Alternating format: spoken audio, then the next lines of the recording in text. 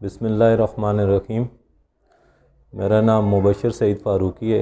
मैं हरीपुर से बिलोंग करता हूँ। मेरी वाइफ़ को काफ़ी अरसे से डिस्क का प्रॉब्लम था, L5S1 का।